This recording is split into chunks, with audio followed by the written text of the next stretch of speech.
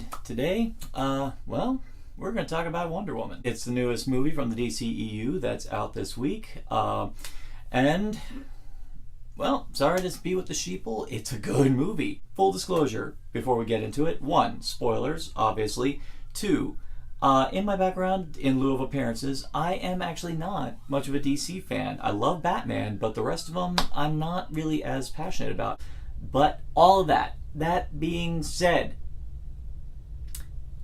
is Wonder Woman the movie that we've been waiting for, not just to improve the not particularly illustrious track record that DC's been having with their movies?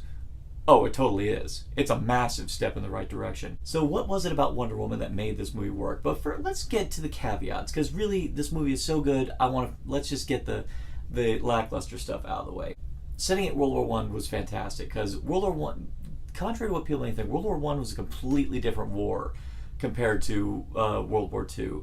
World War I was a different kind of hell. Trench warfare was the big thing, and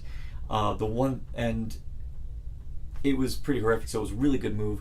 But the caveat, even still, because of the narrative structure of this movie, and because of what it's doing, and pretty much the fact that this is the movie that's coming before Justice League, I still felt echoes of Captain America, the first Avenger. I even, in a fashion, approached this movie the same way I did when I initially watched that movie. Fortunately, my reaction was not too dissimilar. It's just the fact that, much like Avengers, we go back in time to go see a hero when they come into prominence, and we go to a war in the early 20th century in order to do that. So there was a sense of minor familiarity, but like I said, minor. There's one of those small caveats here, but it didn't really bother me to that level. So let's just go ahead, focus on the good, because there is plenty of it. First off, the one thing that did have me excited about this movie was the prospect of Patty Jenkins directing it. The other thing that at least gave me some semblance of goodwill is that the cast on this one was solid. Beyond Chris Pine, the Themysciran cast I was totally on board with. Absolutely loved Robin Wright Penn. She's been great. I love her in House of Cards. Even her small role in Girl with Dragon Tattoo, I really liked her. And Connie Nielsen, who really, I haven't seen her since, really, I haven't watched her anything that I remember fondly since 1 Hour Photo. So it was great seeing her again. And the funny thing is, this movie plays it safe in a lot of regards. It actually follows a very similar narrative structure to the original Superman, which is not a bad move. It actually has a similar 3-act structure, where that one started on Krypton, then Smallville, then Metropolis, then our main movie. This one was not too dissimilar. We start at Themyscira, we go to London, where she gets to know the world around her, and then we take her to the Great War, and that's where the rest of the movie goes. And it was a very smart move, particularly since one of my major reasons why I was never a big fan of Wonder Woman was the fact that her and Superman kind of went hand to hand in a lot of regards. That's why it really didn't surprise me that they got paired up in the comics. I will say her background is a heck of a lot more interesting than Superman's. And the one thing this movie did insanely well, and I gotta give credit to the screenwriter on this one, the fish out of water trope is a classic trope, and if done correctly can always be endearing, and this one really did a good job because it established the world that Diana comes from so well. It was gorgeous to look at. All the characters were incredibly well written, even for the brief time that Robin Wright, which is it? The time when her character is brief, but, and once again, saying spoilers, when her character dies, I was very sad about that. I was genuinely sad, and she's not in the movie long, but my God, makes a strong impression. And it just goes to show, with good writing, doesn't matter how much screen time you get, you can be the reason that this movie works. And Connie Nielsen followed suit. So with that, good character setup, and that's not all. This movie actually is a wealth of great characters. And I'm sorry, got to go to the focus. Gal Gadot. Her was one of the 2 good things about Batman and Superman. Batman vs. Superman. Ben Affleck was one of them. I will say, not a good movie, but Ben Affleck was a good Batman, particularly visuals and presence. But Gal Gadot, Wonder Woman, for the brief time she's in that movie, she's the best thing in it. So when the time came when her movie was announced and that was happening, I was like, good, that's what I want to see more of. Not just because I want to get to know Wonder Woman a bit more. I may not be enthusiastic, but I'm always curious. This, on the other hand, really helped me get to know the character enough to really care all the way through, from her youth onwards. And Gal Gadot,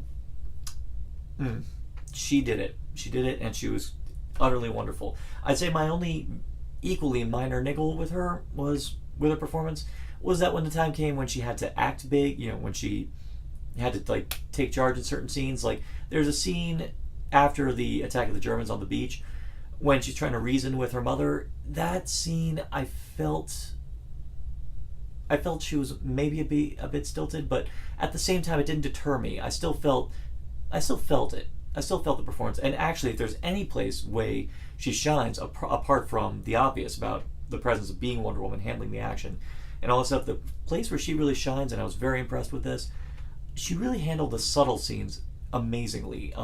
She handled the humor great.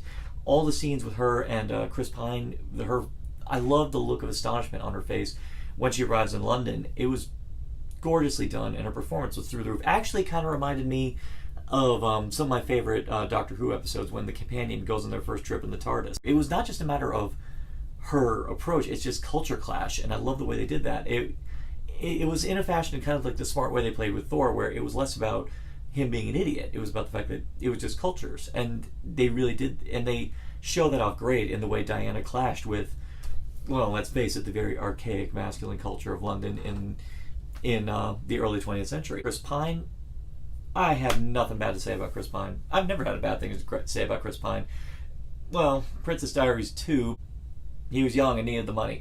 Him playing Steve Trevor was a great move, and now him being Steve Trevor, he's not the main focus. But the thing that made him work, and I'm sorry, broken record, but good writing helps. He had incredible chemistry with Gal Gadot, and all the humor scenes they felt natural, they felt delicate. And they never felt like, we're telling a joke. No, it felt like he was curious. He was trying to juggle his credulity, because on one side, he's in this wild, crazy land full of Amazon women. He's going to have to be a bit credulous when it comes to stuff he's told about Ares and all that stuff. But at the same time, he's still going to be a bit cynical, because it's kind of outrageous, the notion that she's here going with him to kill a god. And he balances that just fine. Even when he admits that he doesn't believe her at a very crucial point, you don't feel like he's been a douche the whole way through. It's like he's struggling to believe it, but he's still not there yet. But when the time comes, he pulls through, and it's a beautiful moment. While he's definitely not the man in distress, the male Lois Lane, at the same time, he doesn't steal the show from Diana at all. This is Diana's show, and Gal Gadot carries it. She owns it. No, she doesn't carry it, she owns it. That's the best way to say it. She owns it. And Chris Pine, if anything else, does a really good job supporting her. Now, going back to my niggle about the echoes with Captain America, she does have the group do have an entourage as they go in to take on the villains, and I admit they're no Howling Commandos. I love the Howling Commandos. But once again, these guys are still wonderful characters. They still get a lot of good laughs. I mean, the Chief was a solid character, but I admit if you have a Native American character and you call him Chief, my first thought's immediately going to go to One Flew Over the Cuckoo's Nest. They're still good characters. Actually, there was even a scene involving, I'm sorry, I'm bad with names, but the Scottish character played by the guy played by Spud from Trainspotting. There are some very affecting scenes regarding just his reaction to the horrors of war. And segue. The horrors of war are put on display in this movie. The one thing that I will say sets this movie apart and doesn't make it feel like it's trying to copy Marvel's formula of basically being a bit more brighter. When this movie gets dark, it gets dark. There's a scene leading up to the No Man's Land area where you're seeing just the ravages. You're seeing people now made homeless. You're seeing people dismembered. There's a guy up on a hill with his leg missing, and I'm like, this is a PG-13 movie, which I guess doesn't mean what it used to. The buildup is so good that when you get to No Man's Land and you get to that amazing moment where Diana gets up on that ladder and marches and just fights her way through No Man's Land, it is an incredible moment. That was where I got the feels. That was the emotional peak for me of the movie, and This is the feelings I wanted watching Man of Steel, Batman vs Superman. These were the moments I wanted. It gave us the emotional beats we want when we see a superhero movie. This is why Marvel does so well, is because they make us in awe of the hero, because let's face it, we want to be heroes. And these people are meant to be that idea that people can inspire good in other people. She inspires all the other characters to get to step up and do good, which is what the point is of why we have these superhero movies, is that we see the good effect they have on everyone around them, and seeing what they have to fight through in order to get to that point. And that's what Wonder Woman has in spades. Another thing, it actually has quite good. This one has 3 villains, and this one, normally that's overstuffed. I mean, Spider-Man, Amazing Spider-Man 2, and Spider-Man 3. Shame on you. This one had 3 villains and balanced it very, very, very well. You have the obligatory. Of course, you're doing World War I, so you're going to have a German general character, played by Danny Huston, and I was wondering if he was going to verge into cartoon territory, and he skates that line, but he never crosses it to the point where he loses any semblance of intimidation. And a matter of fact, there's moments where he inhales like some blue go-go juice, and he goes. It actually leads to a pretty damn impressive showdown scene between him and Wonder Woman. But it's a really good scene, and very solid. You could have believed that he was Ares. That leads to the other niggle I have with this movie that I mentioned before. The revelation of who Ares is obvious from the get-go, simply because it's David Thewlis, and I love David Thewlis. He's my favorite thing about the Harry Potter franchise. I love Lupin, but when he's played a good share of villains, and you don't have a good quality actor like David Thewlis in a movie to just play the very civilized and very altruistic British politician. No, you have him come in to play the guy who you think's your friend and then ends up becoming the villain. It was predictable. When the revelation comes out that he's Ares, and he delivers the goods. When he airs his Ares, I'm not doing that again. When he reveals himself to be Ares, it's beautifully revealed. Actually, there are some really nice visual flourishes that made it work even before he gets into the armor, and it was pretty cool how he fashions the armor out of spare parts. It doesn't look ridiculous. I'm making it sound worse than it actually is. It actually is really cool when it comes out, and it segues into an amazing final fight between the two of them. I'm just glad that revelation, the predictability of it, didn't ruin the final impact moment for me.